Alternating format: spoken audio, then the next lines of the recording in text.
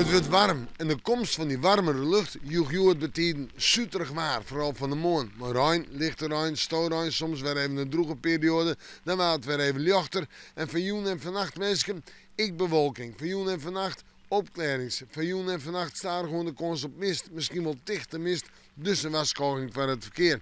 Maar dan kan ik samen weer eens even wat lichte stoorruim vallen. De temperaturen binnen heeg vannacht, dan heet het door die warmere lucht 15 graden. En de wind, die zie ik het meer en meer het zuiden, zuidwesten op en die zal zwak of matig wezen. En dan morgen, dan moet het barren. Simmer, jawel, volop simmer.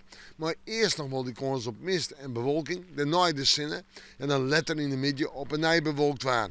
En de temperatuur morgen daar 24 tot 26 graden. Zou ik zomaar een graadje heger uitpakken kunnen. En de wind komt morgen uit het zuiden en het zuidoosten waai en die is zwak of matig, maar die helpt aan en vrij krachtig. Die geldt vooral voor het kust- en waardgebied en voor boven de marn.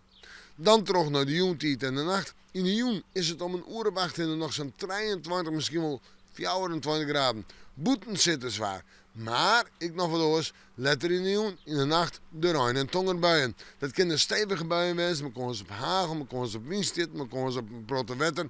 En de meest actieve buien, waarschijnlijk in het zuiden, midden en eersten van deze provincie.